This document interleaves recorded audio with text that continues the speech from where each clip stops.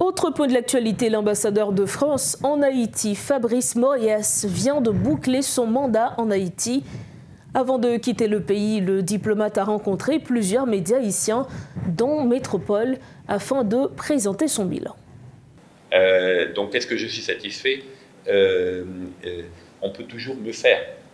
Et il y a plein de choses que j'aurais aimé faire. L'un de mes objectifs était par exemple de livrer l'hôpital général aux autorités haïtiennes avant la fin de ma mission. C'était l'objectif que j'avais quand je suis arrivé il y a 3 ans.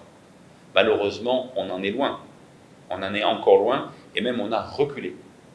On a reculé et probablement de manière très très grave à la faveur des troubles que nous avons connus en février et en mars. Donc de ce point de vue-là, c'est un échec. Il y a d'autres choses que j'aurais aimé faire et que je ne verrai pas. J'ai parlé de déclenchement d'un processus électoral, je ne le verrai pas. Il y a d'autres choses que j'aurais aimé accomplir. J'aurais aimé visiter davantage le pays, aller davantage en province. Je ne l'ai pas fait suffisamment. J'ai été trop bloqué pour des raisons sécuritaires à Port-au-Prince. Donc voilà, il y a des choses que j'aurais aimé faire, que je ne suis pas arrivé à faire. Le temps passe vite et vous me concéderez que la situation n'a pas été toujours simple. Hein. Nous avons connu en 3 ans 3 locs, d'une certaine manière, d'intensité variable, dont un dernier qui a duré très longtemps et qui a abouti à l'évacuation des communautés étrangères, dont la communauté française, pour la première fois depuis toujours. Depuis toujours. On y reviendra si vous le souhaitez, mais c'est quand même un événement notable. Nous avons connu 3 locs, nous avons connu Bois-Calais, nous avons connu une mutinerie de la PNH contre ses autorités. Tout ça, effectivement, ce n'est pas quelque chose de banal. Nous avons connu également un changement de gouvernement, un changement d'autorité complet, par une voie non démocratique. Voilà. Donc, ça, effectivement, ça a provoqué un certain nombre d'obstacles pour faire en sorte que l'ambassade fonctionne normalement. Alors, de quoi je suis satisfait? Parce qu'il y a quand même un élément positif, parce que dans tout bilan, il y a un actif, il y a un passif. Donc, du côté de l'actif, eh bien, je suis encore là. L'ambassade est encore là. L'ambassade est encore fonctionnelle. Moi, quand je suis arrivé ici, il y a 3 ans, eh bien, je constate que des collègues des ambassades ont fermé. Elles sont parties. Elles sont parties. L'ambassade de France est toujours là. Elle a toujours resté, sauf dans les cas de crise aiguë, elle est toujours restée ouverte. Le lycée a réouvert en présentiel. L'Institut français a toujours continué à fonctionner. Toute la structure de l'ambassade, les alliances françaises, etc., toute la structure de l'ambassade est restée, pour l'essentiel, intacte, en se recentrant sur un certain nombre de missions essentielles, mais elle est restée. Et j'en suis très fier.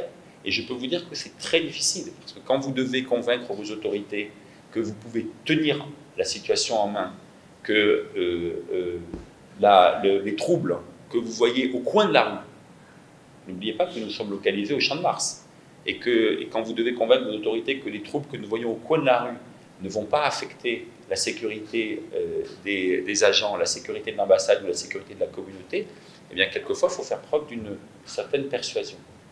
Donc ça, c'est le premier point. Ce dont je suis satisfait aussi, c'est que nous avons réorienté un certain nombre de choses dans la coopération française. Par exemple, la sécurité. La PNH était une institution avec laquelle nous avions cessé de coopérer. Nous avons réorienté notre coopération dans un certain nombre de domaines en matière sécuritaire, et nous sommes en train de réorienter notre outil de développement dans des domaines que nous n'avions jamais touchés auparavant, mais qui nous correspondent, qui nous semblent être fondamentaux pour l'avenir du pays.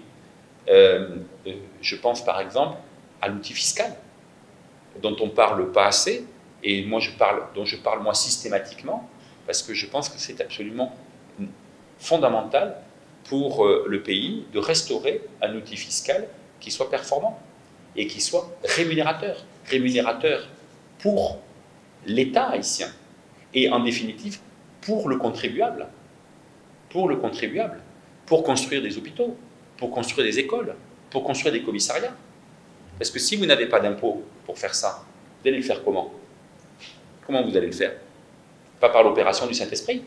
Nous avons par exemple, nous sommes en train d'engager un programme très ambitieux au profit des douanes, au profit de l'administration des douanes, pour conforter les éléments positifs qui sont apparus depuis 1 an et demi en matière de production fiscale, de produits fiscaux par les douanes.